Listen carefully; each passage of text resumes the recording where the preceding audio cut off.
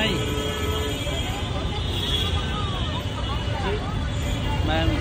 আচ্ছা হর্ন না বাজালে মানুষ সাইড দিবে না তো?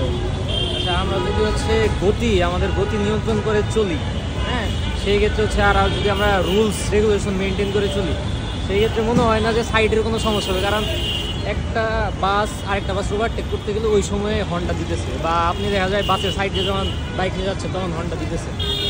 অনেকদিন আগে একটা গল্প বলি আপনাকে। আমি দুবাইতে যখন বেড়াতে গেছি তখন আমার ফ্রেন্ড আমার সাথে দেখা করতে আসছে।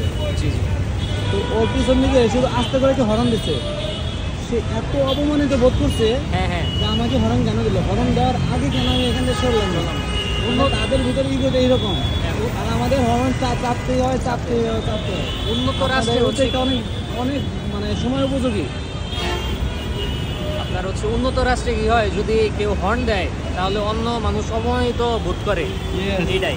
কিন্তু হচ্ছে আমাদের দেশে তো মানে ডেভেলপিং কান্ট্রি আমরা, কিন্তু হচ্ছে আমরা সেইভাবে আগাতে পারতেছি না। কিন্তু আস্তে আস্তে আমাদের আগানো উচিত, কারণ দেখা যায় এটা হচ্ছে এয়ারপোর্ট এরিয়া, আশেপাশে 3 কিলোমিটার। এইখানে হচ্ছে যদি বাইরের দেশের অনেক নাগরিক আমাদের দেশে আসে, এইখানে আমাদের প্রথমে যদি দেশের ভাবমূর্তিটা নষ্ট হয়, সেই ক্ষেত্রে আপাতত আমরা হচ্ছে এয়ারপোর্ট এরিয়ার আশেপাশে 3 কিলোমিটার এরিয়া ক্যাপচার করতেছি, পরবর্তীতে সারা ঢাকা এবং তার পরবর্তীতে পুরা বিভাগীয় যে শহরগুলো সেইগুলো নিয়ে কাজ করবো ইনশাআল্লাহ। শব্দ দূষণের মাধ্যমে মানুষের আয়ু কমে যায়। হ্যাঁ, আমাদের এই শব্দ দূষণের কারণে আপনার যাদের হার্টের অসুখ আছে, হার্ট অ্যারেস্ট হয়, হার্ট অ্যাটাক হয়, জি জি, ব্রেনে প্রবলেম হয়, সিনিয়র সিটিজেন যারা, পার্কিনসনের রোগী যারা, আর বাচ্চারা মানে এদের জন্য যে ভয়াবহ ক্ষতি, বাচ্চার মেধা বিকাশে ভয়াবহ ক্ষতি। আমরা মানে এসএসসি লেভেলে শব্দ দূষণের উপরে রচনা করছি, খালি মানে পুঁথিকাটা বিদ্যা শিখছি, বাস্তবে কোনো প্রয়োগ নাই। বাস্তবতা বাংলাদেশে প্রয়োগ কম, কিন্তু আমাদের বাস্তবতা প্রয়োগ করা উচিত অবশ্যই। আর হচ্ছে আপনি জানেন বর্তমানে বাংলাদেশে হচ্ছে যে হর্নের কারণে যারা বাস চালক তাদেরই সুন্দর সমস্যা, এখন আরও যারা আছে অসুস্থ, তারপরে আদার যারা আছে সবার তার সমস্যা। এই জিনিসটা আমাদের মেনটেন করা উচিত, এই জন্য আমাদের এই পদক্ষেপটা নেওয়া। খুবই দারুণ একটা পদক্ষেপ নিয়েছেন, সময় উপযোগী। আমরা সবসময় ছাত্রদের পাশে থাকি, আমি আমার ওয়াইফ।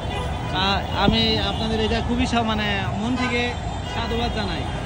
বৈষম্য বিরোধী ছাত্র আন্দোলনে যদিও আমরা সিনিয়র, কিন্তু বাট একদম ছাত্রদের সাথে একদম ফ্রন্ট লাইনে ছিলাম, একদম এদিক দিয়ে তসতস করে দিয়ে গেছিলাম। তো যাই হোক, খুব ভালো লাগলো ভাই, ধন্যবাদ। আপনারা এগিয়ে যান। আমরা সময় ব্যস্ততার কারণে আপনাদেরকে সাপোর্ট দেওয়া উচিত, একটু পানি দেওয়া উচিত, একটু খাবার দেওয়া উচিত, কিন্তু ব্যস্ততার কারণে পারি না, কিন্তু মন চাই ভালোভাবে সাথে থাকি। এইটাই মন থেকে চান যে সতর্ক, এইটাই। তো আপনারা একটু পানি টানি খেয়ে নিন। আপনাদের অর্গানাইজ করতেছে কি?